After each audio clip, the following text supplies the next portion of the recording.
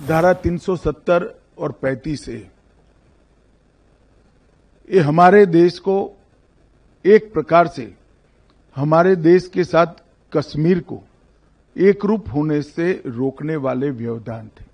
उनको मालूम नहीं है धारा 370 ने ही घाटी के युवाओं के मन में अलगाववाद का बीज बोने का प्रयास किया। गुजरात भी पाकिस्तान से सटा हुआ है, राजस्थान भी पाकिस्तान से सटा हुआ है। क्यों वहां आतंकवाद नहीं आया? कश्मीर के अंदर सालों तक आतंकवाद का नंगा तांडव होता रहा और देश मूक दर्शक बनकर देखता रहा। 2018 में 2100 घटनाएं पथराव की हुई थी। 2024 में एक भी घटना पथराव की नहीं हुई है।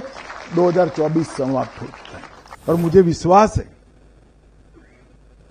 कि जो कुछ भी हमें गंवाया है वो हम जल्दी प्राप्त कर देंगे। जम्मू और कश्मीर केवल भारत का अंग नहीं है, ये भारत की आत्मा का अभिन्न हिस्सा है। धारा 370 और 35 ए ये हमारे देश को एक प्रकार से हमारे देश के साथ कश्मीर को एक रूप होने से रोकने वाले व्यवधान थे। उस वक्त भी डॉक्टर तंवर ने कहा, उस वक्त भी जनता ना चाहती थी ना लोग चाहते थे। संविधान सभा में भी बहुमत नहीं चाहता था कि धारा 370 संविधान का हिस्सा बने। खैर मगर बन गया।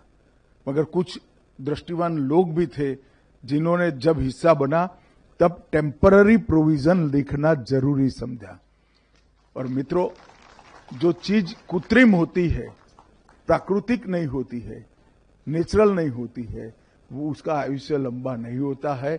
और नरेंद्र मोदी जी के दृढ़ संकल्प ने 5 अगस्त 2019 को धारा 370 को समाप्त कर एक कलंकित अध्याय हमारी आजादी का समाप्त करने, आजादी के बाद के इतिहास का समाप्त करने का काम किया। और वहीं से कश्मीर का भारत के साथ, बाकी भारत के हिस्सों के साथ ही विकास का अध्याय शुरू होता है।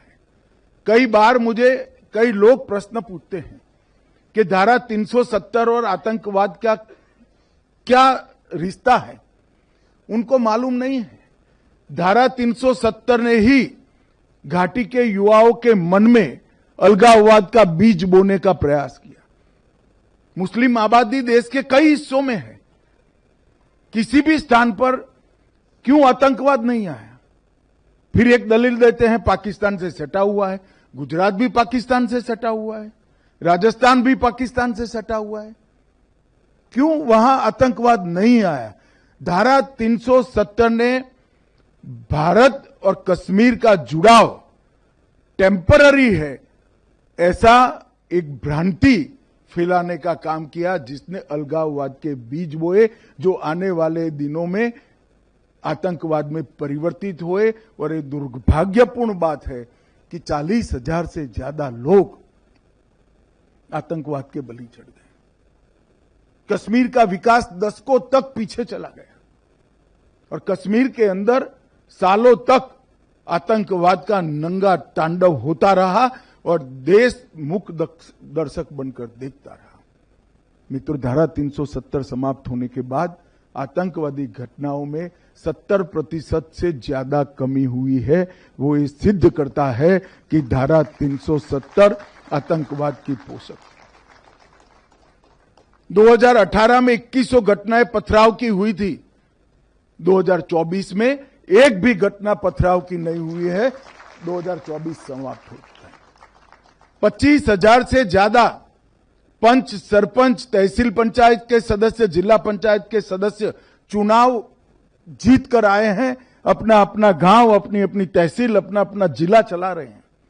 वहां पंचायती राज लोकतंत्र पाताल तक गहरा चला गया। लोकसभा के चुनाव हुए, विधानसभा के चुनाव हुए। 33 साल में सबसे ज्यादा रिकॉर्ड मतदान अगर कभी हुआ तो अभी हुआ है। अब इंडस्ट्री भी जा रही है। 2 करोड़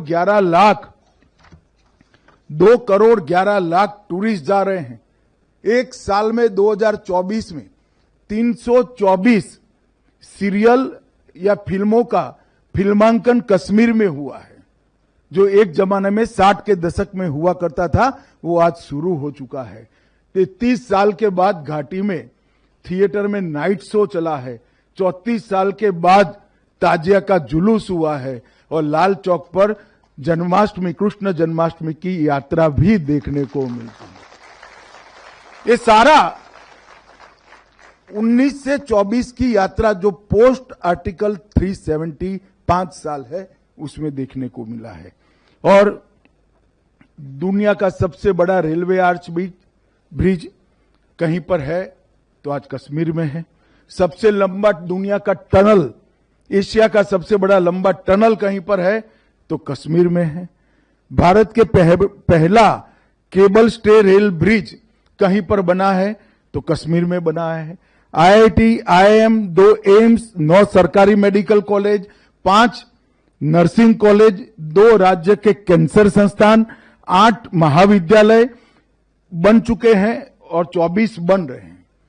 59 कॉलेजों को मान्यता दी गई है और हाईवे टनल का निर्माण हो रहा है। मित्रों, ये सारा एक 10 साल में हुआ है।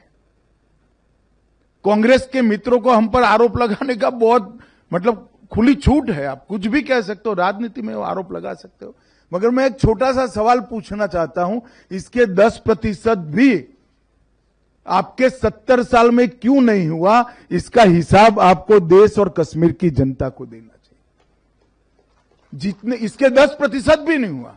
80,000 करोड़ रुपए का पैकेज प्रधानमंत्री जी ने न केवल घोषणा की, इसको जमीन पर उतारने का काम नरेंद्र मोदी जी ने किया है। और 4G और 5G नेटवर्क को भी अनेक गांवों तक पहुंचा दिया। ऑलमोस्ट 87% कवरेज आज हो चुका है।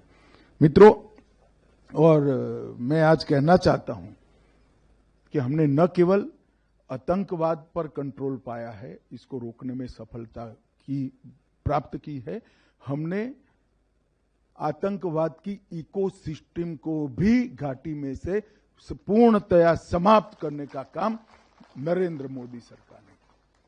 और ये सब इस भूमि के लिए हुआ है, जो भूमि का देश और दुनिया की सभ्यताओं में बहुत बड़ा योगदान है। हमारे देश की भाषाओं को, हमारे देश के व्याकरण को, हमारे देश के कई प्रकार की विधाओं को कश्मीर के विद्वानों ने समृद्ध किया है। और कुछ चीजें तो ऐसी है, संस्कृत का व्याकरण हो या नाट्य शास्त्र, जिसमें बहुत बड़ा हिस्सा कश्मीर के विद्वानों का रहा है। और मित्रों, आज मुझे आनंद है कि कश्मीर एक प्रकार से फिर से एक बार हमारे भू सांस्कृतिक राष्ट्र भारत का अभिन्न अंग बनकर भारत के साथ ही विकास के रास्ते पर चल पड़ा है। वहां पर भी लोकतंत्र प्रस्थापित हुआ है। और मुझे विश्वास है कि जो कुछ भी हमें गवाया है वो हम जल्दी प्राप्त कर देंगे। पूरा विश्वास है। न केवल भौतिक विकास, कश्मीर की सांस्कृतिक ऊंचाइयों को भी हम बहुत जल्द प्राप्त करेंगे। आधुनिकता को तो स्वीकारेंगे ही, मगर हमारा चीर पुरातन जो गौरव है उसको भी प्राप्त करेंगे। इतिहास के वो अमर पन्नों को फिर से एक बार सृजित कर कर जमीन पर उतारने का काम भी कश्मीर की जनता करेगी, इसका मुझे पूरा विश्वास है।